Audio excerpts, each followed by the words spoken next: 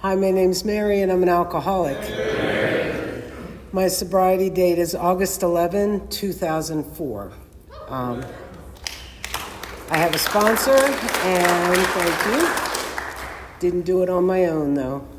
I have a sponsor, and I sponsor others, and I'm a grateful, recovering alcoholic. I also am a grateful member of Al-Anon. That's part of my story, too. I grew up in a family of 9 in South Jersey, near Philadelphia, in a Catholic family. My first name is actually Mary Frances, so you'll remember me by that because it's odd. Not many people are called by their second name, but that is my first name, Mary Frances. So my mother, I think, was bucking for sainthood with me, and it didn't work out that way. So I was the first girl after 4 boys. And then 7 years later, she had another baby. And she was almost 50 when she had my sister. But I was the youngest.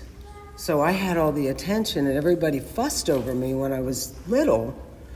And then I became the middle child. So no wonder I'm an alcoholic. I ended up, I'm thoroughly confused. But I was the first girl after 4 boys. And I grew up in the 70s. I grew up in the 60s, early childhood. So, my brothers were older than me, and every time they'd come home and they were doing something wrong, they'd let me in on it, and, I would participate, and drinking was early. I was probably 11 or 12 when I had my first drink. I don't remember it, lighting off fireworks or anything like that, but I know that when I got the opportunity, I would try and drink. And that was happening in middle school, So, the influence, I always wanted to be older than I was, and the influence in the neighborhood. And, there were a lot of big families, and we were allowed to run around town on our bicycles. And, my mom had 9 kids. She wasn't keeping close attention to what we were doing.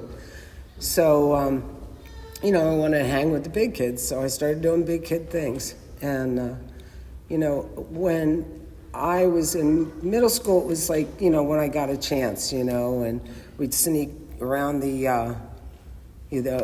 on the way to school, I'd go stop at the park, and smoke cigarettes with my friends. And I remember when I was a kid, my mom used to have us all walk to church, Catholic family. And my brothers would try and lose me all the time. They'd say, we're going to take a shortcut. And they'd go behind the school and they'd smoke cigarettes and they'd cut church. And I had to go in and get the bulletin so that I could prove to my mother that I went to church. We had a great community. It was a planned community. It was affordable. My father was delivering milk. He was a milkman. So God knows how many other kids there were in town. So when I was born, and we didn't have a lot of money, but it was a planned community. So each park had a pool, and when we were 10, we got our pool badge, and you could go swimming. And we'd walk through town, and they didn't lock the doors or anything until I got to high school, and then. When I was coming home late, the door was locked, so I had to, alert my parents that I was trying to get in the house. But I never drank well from the very beginning. I would, in high school and middle school, I was blacking out. I wasn't remembering what I did. I got a job I babysat when I was real young, but I got a job when I was 16. And I worked on the turnpike, and I was a waitress. So I was making good money, and my parents had us, when we got old enough to work, we had to pay $15 a week room and board. So we helped to pay for the groceries and all. So, I was taught well. My parents went, took us to church, or we went to church, and, they tried to do the best they could, but, that wasn't happening. I remember always trying to get away with something that I wasn't supposed to be doing, In the organized religion that I grew up in, I was petrified of the priest and the nuns. I didn't have any abusive situations. I just was afraid because I was always trying to do something wrong, and I had to go into the confession and tell some perfect stranger what I was doing, and so I was always afraid of that. My mother was devout, and my grandfather lived with us for years, and he used to go to Mass every day, so I was taught a loving God, but I was afraid, I remember hearing Sandy Beach speak for the first time, and he talked about his perception being different than his brother. They would go and they'd be in the pew and, be in attendant service. And, he had the different concept of God. And that was what it was. My mother had this loving God. She was a great lady. She did the best she could raising all us kids, but we were pretty big brood and we were troublemakers. So I have a brother that is also, in recovery. And him and I were probably the worst ones out of the bunch. I'd say probably 5 of us had addiction issues. So I got into high school. I was making money. My dad bought a Cadillac and he sold me his 72 LTD. And I went to a county school. At the time, they were having problems with the riots and stuff in the area. So my mom took me out of public school. And by the way, I was the only one that went to public school because she ran out of money when she got to the 8th child to send somebody to Catholic school. So I went to this county school, which was a vocational high school, and I learned a trade, which was great. I loved it. Half a day I'd go to school, half a day I'd go to shop. But, we'd take the bus and, all kinds of things happened at that school. I was getting in trouble, but the teachers really liked me. I seemed like I was a good kid, and I was making decent grades. And my senior year of high school, I turned 18, and the drinking law back then was 18. So I had been drinking before that. They didn't card you back then. It was in the late 70s, so they didn't card you back then. So when I had the job on the turnpike, we used to go after work and drink at the local bar. Nobody ever carded me. But when I turned 18 in high school, I was taking off in the car, going down to the shore and, partying as much as I could, lots of keg parties and so forth. I had a DUI. I went out with a friend of mine. My mother told me not to go. You're going drinking. No, I'm not, Mom. I'm going to the movies. And of course, I went out drinking. And I went to a bar with my girlfriend, and somehow we got separated. They found her purse in the car. I veered off the road, fell asleep at the wheel, blacked out. Veered off the road. I sideswiped a building. I took 500 bricks out of the building. And I landed in front of a Photomat store. Now, some of you are old enough to remember Photomat, but it was like a drive-up where you could bring your film and get it made into pictures. And anyway, the arresting officer was my English teacher's husband, and he was a state cop. And so my teachers liked me, and she was like, she's a good girl, she's just having problems, And so I got out of that with just 4 months loss of license and a $400 fine. At the time, that was, I guess, common. But I remember my mother standing at the foot of my bed when I woke up in the hospital. And I had stitches on the top, and that was it. Like, I sideswiped a building, came 5 feet from a propane tank, and got like 4 stitches just above my eyebrow. So, I could fall in a pile of dog dirt and come up smelling like a rose a lot of times. And that's what happened. So he vouched for me. And so I graduated high school. No, actually, I wasn't done high school yet. I decided once I got my license back and that I was going to, that faded off. I quit for a while, and I was sneaking out. I took my father's car, put it in neutral, we pushed it down the street, and we'd go out, right underneath their noses. And I ended up sneaking out with a couple of girlfriends that were sleeping over, and I was over top of the garage roof, and I used to go down on the workbench, my dad's workbench, and then down to the ground. And I went back to get my girlfriend because she was talking to a guy outside at 6 o'clock in the morning. My mom's trying to wake us up because I had something to do. And I was in a hurry to get off the roof, and I went down on my tailbone. And I was still drunk when this happened. I was drinking all night, And I managed to climb back up on the roof, on the garage roof, get into my bedroom when my mom's knocking on the door, and I told her I fell out of bed. Now, I went to the emergency room because I couldn't walk. I had fractured 4 vertebrae and chipped 5. So that didn't stop me. But it did make me quit for a little while. But I don't think I realized that I was an alcoholic because I would go get in trouble and then I'd be able to quit, And this is a progressive disease, and it progressed on me. I wanted to get out of that house, I'd never had my own bedroom because there were so many of us.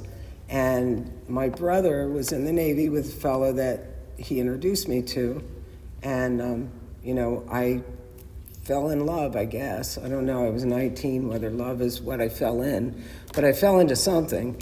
And I married the guy, and we were transferred down to Mississippi. Now, I never went to the classes for AA or, for the court.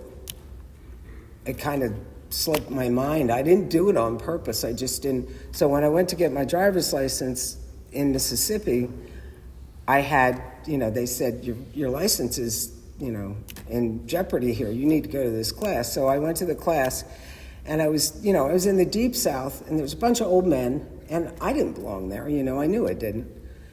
And so I went through that. And in Mississippi, I was able to drink. I was old enough to drink beer and wine, I think, at that time. So he was around a lot of old Navy guys, and we partied a lot, I got pregnant, I had a baby. I was able to quit. Thank God I was able to quit drinking at that point. But every time I would drink and get in trouble, I put it down, So I never really thought that I had a problem, But it got to the point where after a while, I was getting in more trouble and more trouble. I lost a job. I had a really good job as a manager. When I got older, I was about 35, I guess. I had a really good job as a manager for a fabric store, and I was one of the top managers, and I went on a trip where they were, the top 50 managers got to go to Las Vegas. That wasn't a good idea. I went to Las Vegas, and I drank too much and showed my rear end, and I lost my job over it. So I had to come back home from the trip to Las Vegas and tell my husband that I had lost my job. And I really thought we were going to get divorced at that point. I know we have 2 children in school. We moved back up north again after a couple of times moving around. And I started to work for this fabric company and then got fired. So after that, I'm looking at management positions. So, I went to different jobs. I worked for Wendy's for a while as a manager, and that was not a good position to be in because there was a lot of young people partying and stuff, and that continued. So I get this bright idea. I'm going to go back to work waitressing because I always made a lot of money waitressing, and I did that. So I used to work the evening shift, and a lot of people after the bar coming to party, and it was almost like I had a stage, I'd come in, and all these people were people like I like to hang out with because they were all partiers. And they would come in after the bar, and I'd feed them their breakfast, and they'd tip real good. And So I'm working in that situation, and I have the idea that I want to get my bartending certification. So I went to get my bartending certification, and I got a job in a little shot and beer bar. And at the time, I wasn't drinking. I had quit because I was in trouble again, and that was my MO. I was able to quit for long periods of time that I thought. They might have been 3 months, a month, but I thought I had quit for years, Your alcoholic brain, right? And I didn't get the, I can't have one drink thing because I really didn't learn anything when I went to this class that they sent me to. I just did what I had to do, and, I was just a kid at the time. So I got a job, another job after the beer factory. I was doing shot and beers. They were 70-cent drafts, 80-cent mugs, and I was making, a quarter. I was making a quarter on a drink, and running my rear end off. And they were like the low, they were all shift workers getting off of work and stuff. The bar opened at like 6 in the morning.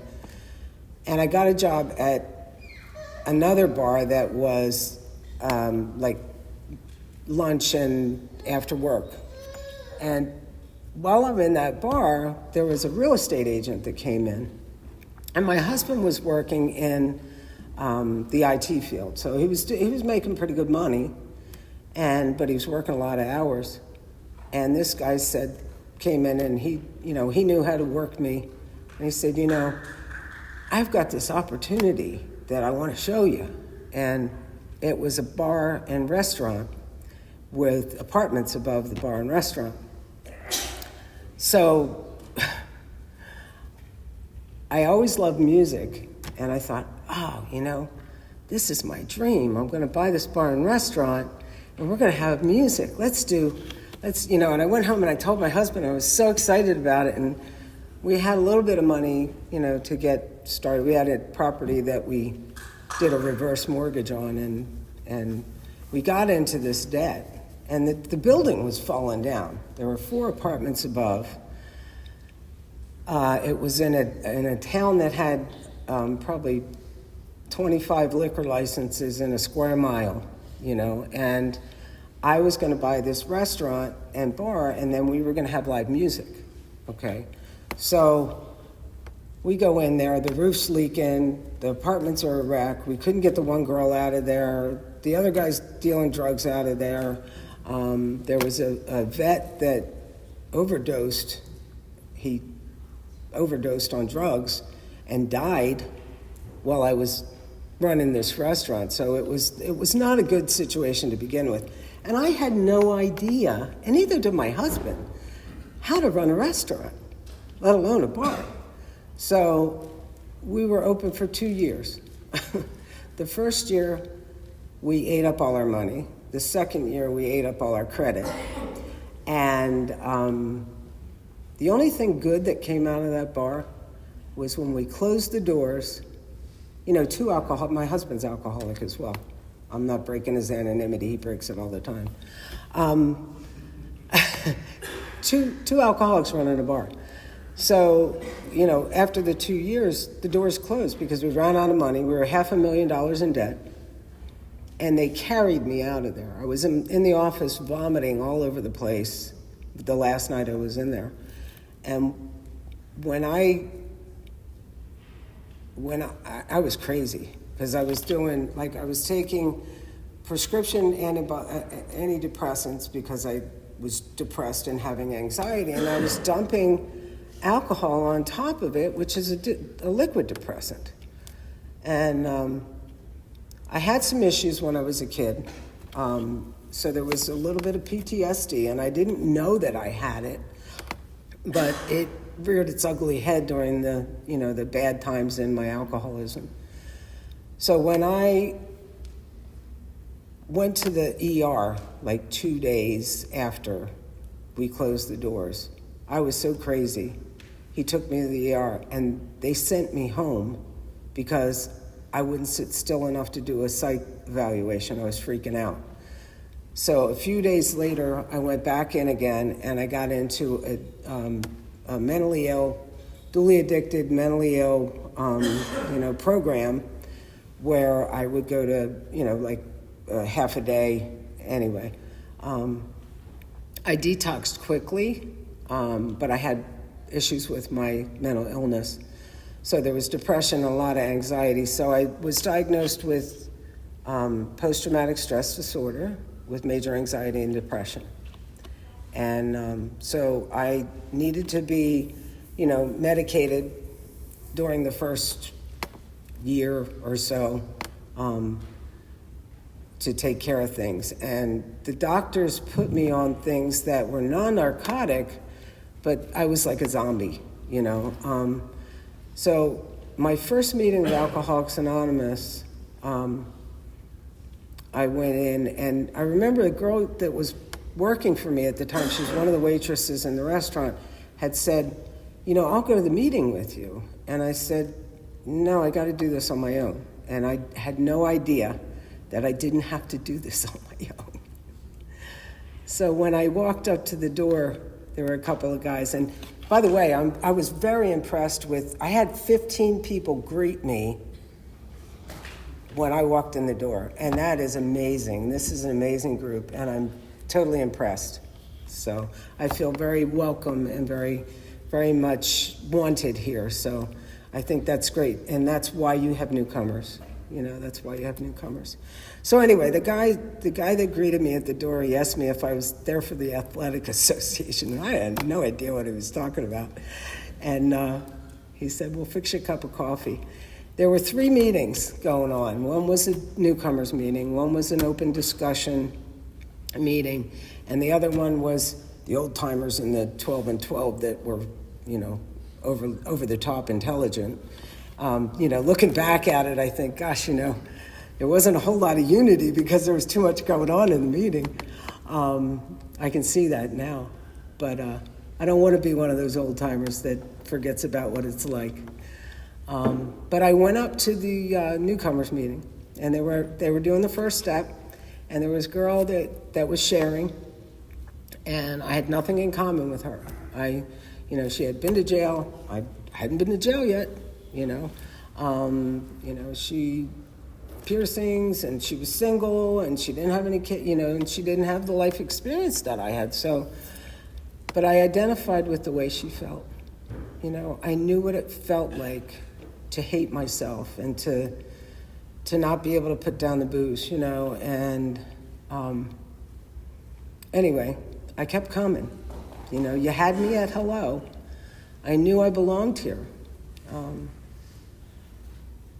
After a few years, and this is not a requirement to go out, but I went out after a few years because I got relief. I did not get recovery. I hung out with the people. My first sponsor had had gotten a job in a go-go bar. She had a few years, and she went out. And I ended up 12-stepping with one of her friends, 12-stepping her. The next sponsor I had was in and out a lot, I wasn't looking to do the steps. I didn't want to do the work, But I love the meetings, and I love going out after coffee and going to the restaurant and sitting at the diner and all that. So after a few years, I picked up again. And this time it brought me to a suicide attempt. I didn't know how to tell my husband I had thrown my sobriety out the window, and I was leading this double life. I was lying to him. I was, telling him I was places I wasn't, and, doing things I wasn't supposed to be doing.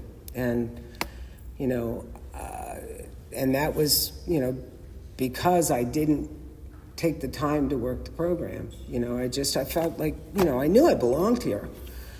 So when I came back in again, I woke up that next morning and I realized what I had done, and that my family, I was just ready to check out, and I didn't put a lot of thought to it. I just didn't want to be here. And I went back in. Of course, I detoxed pretty quickly again and got the medical help that I needed and started going to counseling. And I dealt with my childhood trauma this time. The first time I didn't. I went to a family counselor and I went to a counselor that addressed my trauma, and I started to get the help that I needed. And I picked a girl named Annie that was pretty tough, I thought, at the time, but she was a big sweetheart, and she got me through the first 3 steps. And the first year that I was back, I was like, by the end of the year, I want to have my 4th step done, because that's what I was avoiding. That scary box that I used to have to go into when I was in school, going to church with my parents. I didn't want to tell anybody anything, I was so ashamed of myself, and so, I hated myself.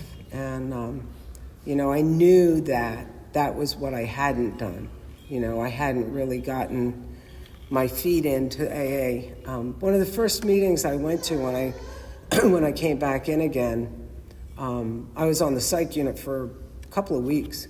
And I was scared to death to get off the psych unit and go out because I didn't trust myself.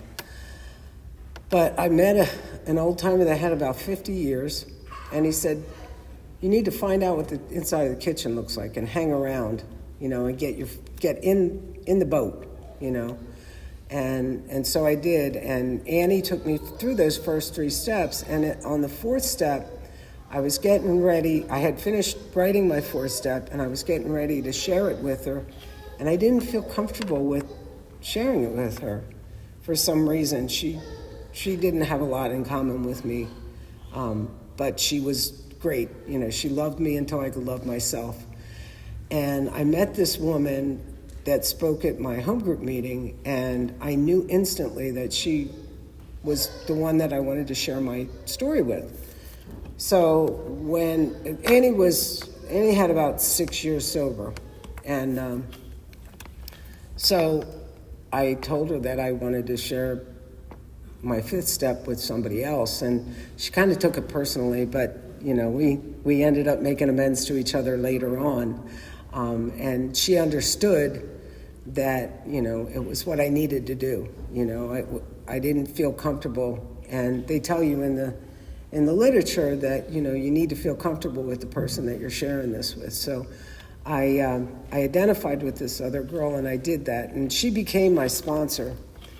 Annie continued to be my friend, and I did respect her and love her, but sometimes you need to make changes, and I did. And this woman we were like sisters.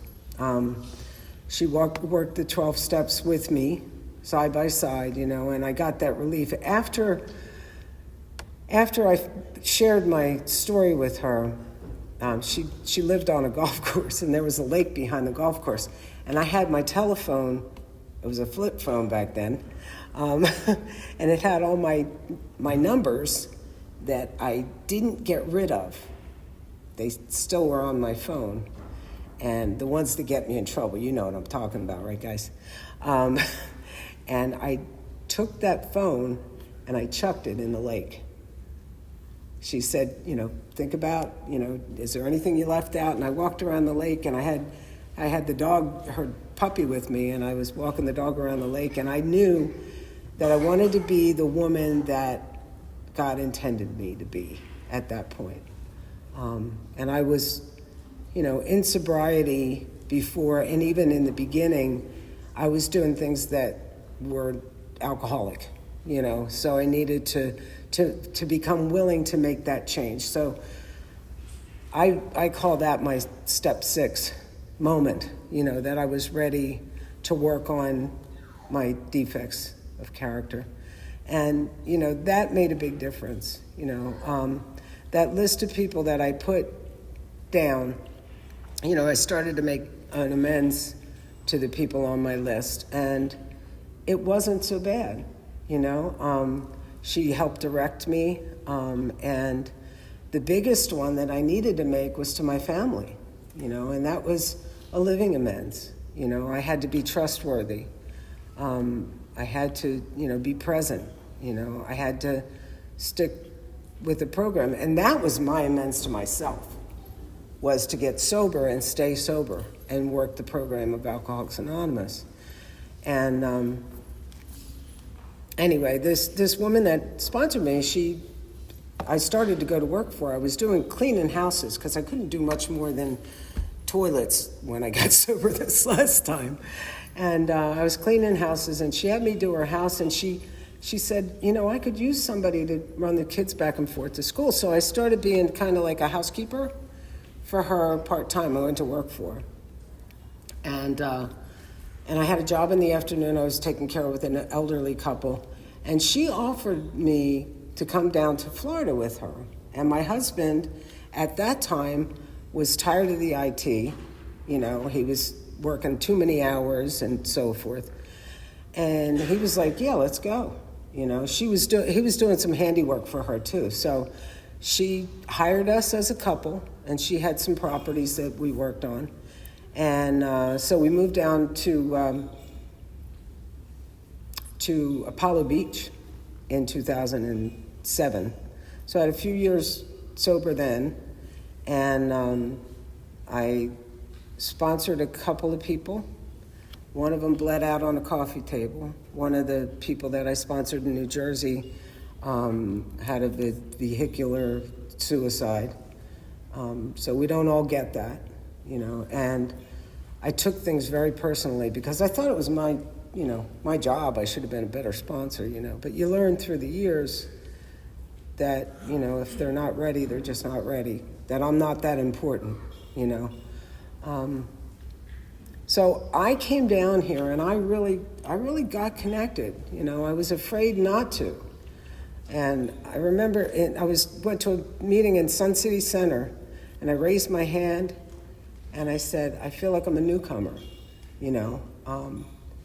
And immediately after the meeting, a gentleman asked me to share my story.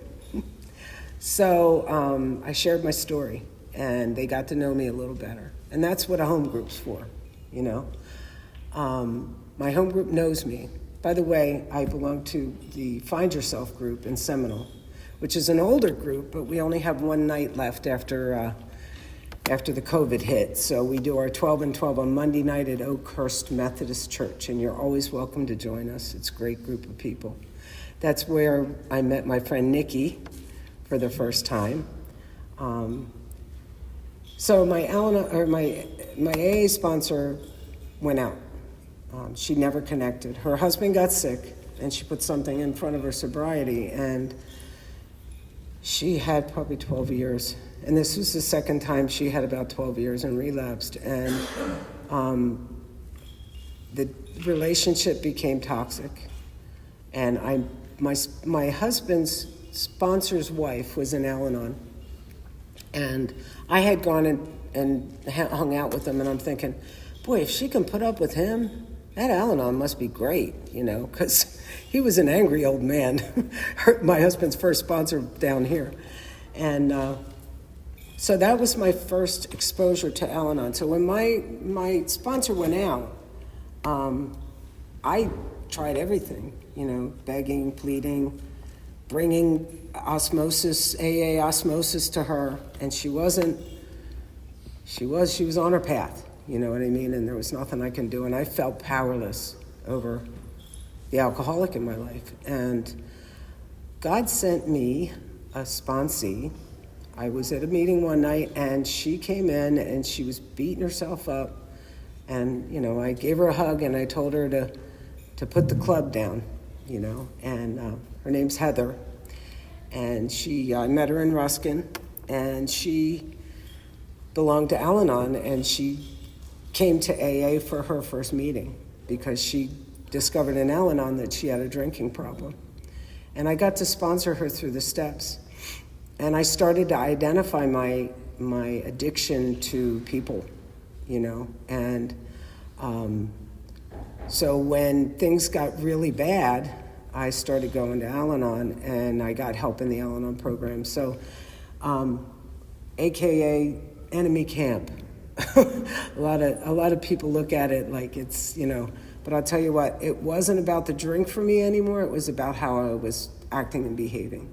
And I needed extra help. And there are a lot of people in the program that belong to both programs. So sorry if that offended anybody, but that's part of my story. It saved my marriage, it saved my life. And, both of us, my husband and I, both qualify to be in the other program. So we've been able to use the tools in our household, and it really did me a lot of good. I never did get her sober, but that's not why I went. I discovered that I had to keep the focus on me, and these steps, I learned how to stop drinking, but I didn't learn how to apply them. So I needed some extra information, basically. And when I got into the other books, I started to discover that I had problems other than alcohol, So anyway, my life is wonderful today. We are retired. When my sponsor drank, I had to look for another job, of course, because things were going down the tubes, and I could not be around the active alcoholism. I was afraid I was going to drink. And I came very close to picking up a drink at that time because I didn't have the emotional sobriety yet, And so I'm looking for a job, and I get this email on monster.com. It's a little, place where you look for jobs.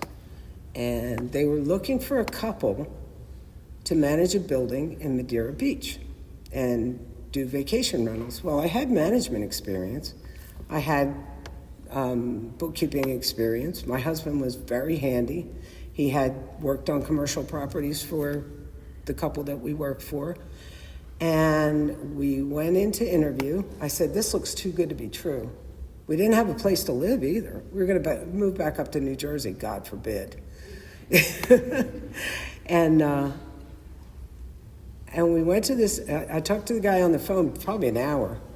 And then they interviewed us, and I understood that they had 50 couples that applied for the job, and we were down to the last 5, and they chose us. So I spent 11 years, this is my God treat, spent 11 years on the beach greeting people that were happy to be here and had a wonderful experience with this. And after 11 years, my husband and I retired. We were able to buy a little mobile home in Largo. And I prayed about this. I gave them a year's notice. And they dragged their feet a bit before they found somebody. And and I prayed about it. And I was doing service work. I had been sponsoring people. And I was, going to meetings every night because I'm working 2 programs, right? Going to meetings every night. I'm sponsoring people. Busy, and I got a full-time job. And it's not easy doing vacation rentals. You got every Saturday, you're doing all these turnovers, and it's working. And my Al-Anon sponsor, who had a lot of sponsees at the time, told me that, and I said, I don't know that I can sponsor another person, because I had a few people. And she goes, I always just ask God to give me the time. And that's what I do now, is God, please just give me the time. If it's meant to be, it's meant to be. And so I continued, and when I was praying about our retirement, I asked him to give me the time to do service work. And I've been able to do that since. When I got to Pinellas County, I got involved in speaking. And I'm not I don't have any background in public speaking, none of that. I just pray to God that I have the right words to carry the message when I get up here. That's all I do. I was told at one time that it's your story and you can't screw it up. So here we are. I don't know whether I made any sense to anybody. When I was up in New Jersey, I had a woman influence me. And she told me that I needed to stop complaining, that I was getting a ring around my rear end, and I needed to get off the pity pot. And she took me to a jail meeting, you know.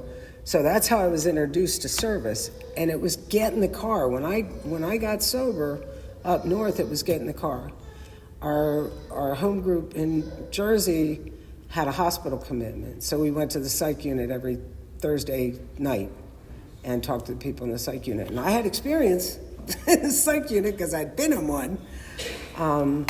I can tell you today, I still have mental illness, and I suffer from depression once in a while, and I have bouts with anxiety. I choose to do non-narcotic, situations. So that's good, because I don't ever want to get dependent on anything. I can't trust myself. But I don't suffer from it anymore. I don't have to suffer from it. I have alternatives and, but I understand, when I read stories about Bill Wilson, he suffered from depression as well. A lot of us do. But I know that no matter what, a drink's not going to solve it. I'm happy with my life today. My husband and I are coming up on 44 years together, married, and we've gone through a heck of a lot ourselves. He's got his own story. Sometimes we tell our stories together, and we tell people we were just too broke to break up. We had to work through it, and anyway, I thank you. You guys were great.